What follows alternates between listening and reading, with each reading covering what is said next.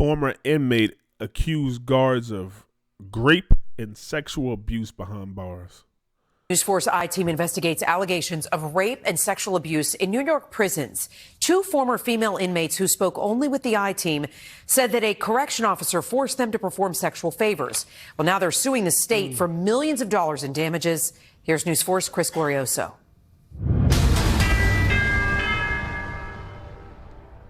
And he had an obsession with me. Yuritsa Cologne asked we not show I don't know why I assumed there was other men, but her face out of sensitivity. But the former prison inmate says she remembers vividly New York State Correction Officer Pedro Norday. He'll tell me to come here like I'm his lady. In 2018, she says Norday forced her to perform sexual favors inside the Taconic Correctional Facility. Sometimes I couldn't even come out my cell until I flashed him my breast. Cologne's allegations are part of a series of lawsuits against New York State, claiming Norday used his authority behind bars to prey on female prisoners. It became a regular thing for him. This plaintiff asked we not use her name and change her voice because her allegations are so graphic. She told the I-Team Norday raped her on 3 occasions late at night in the now shuttered Bayview Correctional Facility between 2007 and 8. He would come to my door and just let himself in my room. And the standard thing was get up against the wall. Right? And we all know what happens after get up against the wall. Pedro Norday declined to answer questions from the I-Team, but his defense attorney sent us an email saying the correction officer specifically denies that he ever had inappropriate physical contact with an incarcerated individual.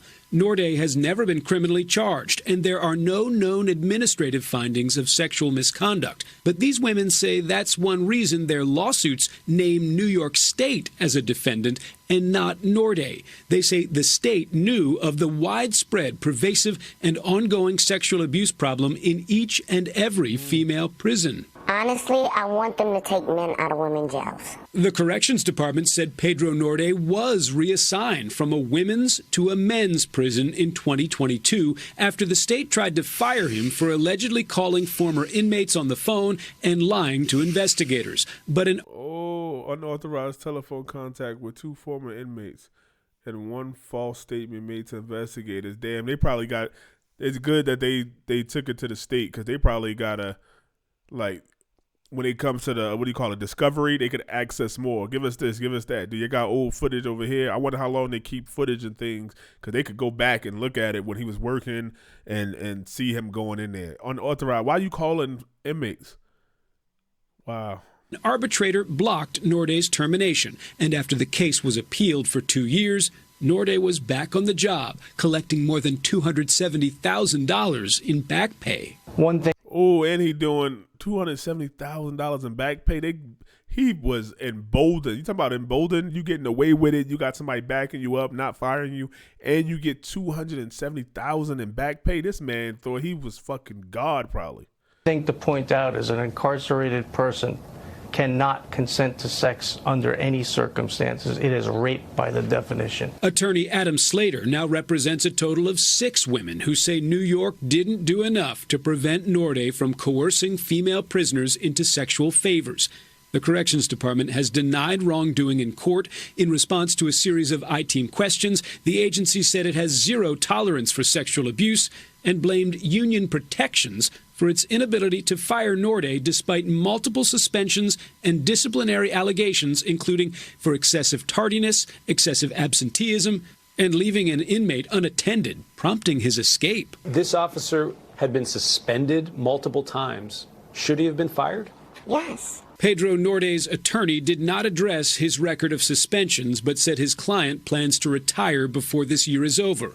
Yuritsa Cologne asked the I-Team to share a retirement message for the CO she accuses of sexually abusing her. If you have daughters, they should be ashamed of you.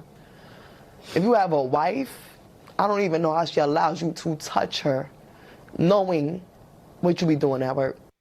As you heard, the Department of Corrections in part blamed union protections for its inability to fire Officer Norday.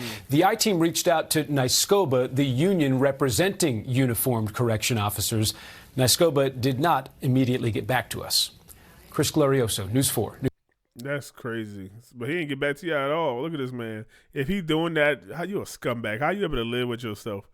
You take advantage of women. You just walk out like, yeah, I'm big bad. I'm a correctional officer, and I do what I want. And he get paid to do it. They literally paid this man to rape him, to rape these women.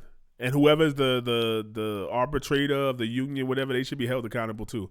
They should sue whatever his the money. Like let's say in the last 10 years he's made $800,000 or something. They should be able to sue the union for that money and whatever these women earned to give it to him because they protected him, knowing the evidence and everything else. I don't know. Let me know what y'all think, Cave Dweller. This is just another one that should have a special place in hell. There should be I hope there's a VIP section. He'd be right up there. I hope Hitler get to play with this man while he down there in hell.